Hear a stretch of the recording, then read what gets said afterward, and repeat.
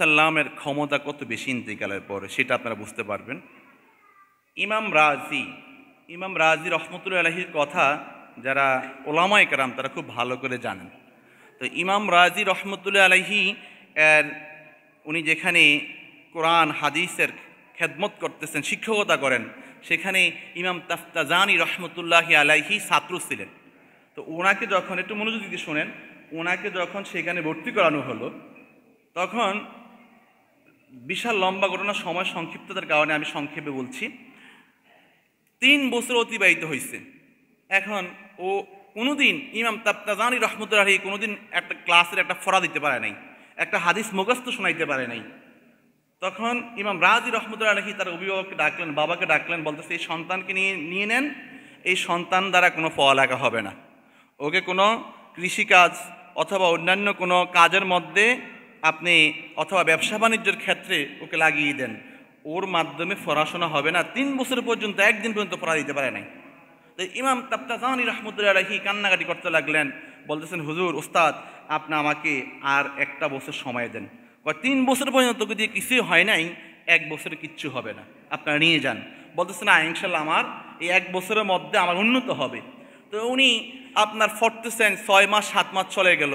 এখন ফরেন আর কাঁদেন আর বলেন, আল্লাহর হাবিব সাল্লাল্লাহু আলাইহি ওয়াসাল্লাম তো বলেছেন, হাদিসে শুনেছি, ইমাম তাফতাজানি রহমতুল্লাহ বলেছেন, আল্লাহর হাবিব আনা কাসিমুন ওয়াল্লাহু ইয়াতি, আল্লাহর হাবিব বলেন আমি কসেম, অর্থাৎ আমি এলেম বন্টনকারী, আর আল্লাহ পাক আমাকে সেই এলেমটা দান করেন। সুবহানাল্লাহ।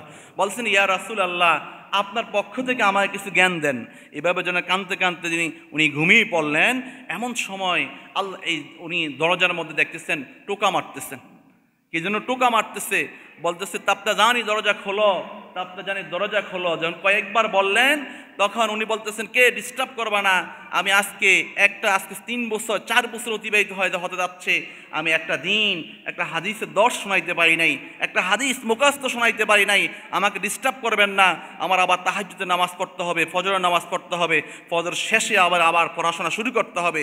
বল তাফতাজানি তুমি দরজা খোলো। এই বলতে বলতে দরজা খুলে দেখলেন সাইয়েদনা আমাদের নূর নবীজি হযরত মুহাম্মদ মুস্তাফা আহমদ মুস্তাফা সাল্লাল্লাহু আলাইহি ওয়াসাল্লাম তাফতাজানি সেই ঘরে হাজির হয়ে গেছেন। সুবহানাল্লাহ। কখন? আল্লাহর হাবিবের ইন্তেকালের কয়েকশো বছর পর। এবার আল্লাহর হাবিবকে দেখে উনি চিনতে পারে নাই।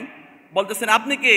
বলতেছেন যে রাসূলকে তুমি ডাকতেছ এলেম অন্বেষণের জন্য, এলেম দেওয়ার জন্য, আমি রাসূল স্বয়ং তোমার ঘরে এসে হাজির হলাম। সুবহানাল্লাহ।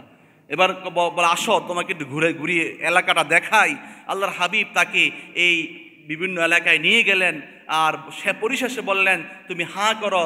তোমাকে থুতু নিক্ষেপ করে আল্লাহর হাবিবের থুতু মোবারক যখন তার জিহ্বার মধ্যে লাগলো, এবার সকাল যখন হলো, ইমাম তাফতাজানি রহমতুল্লাহ আলাইহি এবার হাস্যোজ্জ্বল চেহারা নিয়ে উস্তাদের দরবারে আসতেছেন।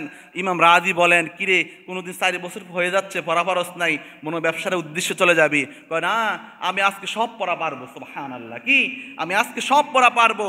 তখন ওনাকে যখন জিজ্ঞাসা করতে লাগলেন, এবার হাদিস যেখান থেকে জিজ্ঞাসা করে পারে, জিজ্ঞাসা করতে করতে করতে সারাদিন অতিবাহিত হয়ে গেছে। ইমাম রাজি রহমতুল্লাহ চিন্তা করলেন, আমি যেটা জানি না আমি শিখার উদ্দেশ্যে জিজ্ঞাসা করিতে পারি কিনা। দেখলেন সে উত্তর দিয়ে দিচ্ছে। তখন ইমাম রাজিকে আপনার তাফতাজানি রহমতুল্লাহ সে ঘটনা বললেন, আমার রসুল গতকাল রাত্রে আমাকে ইলমি দ্বীন শিখিয়েছেন এবং ইলমি দ্বীন দান করেছেন। সুবহানাল্লাহ।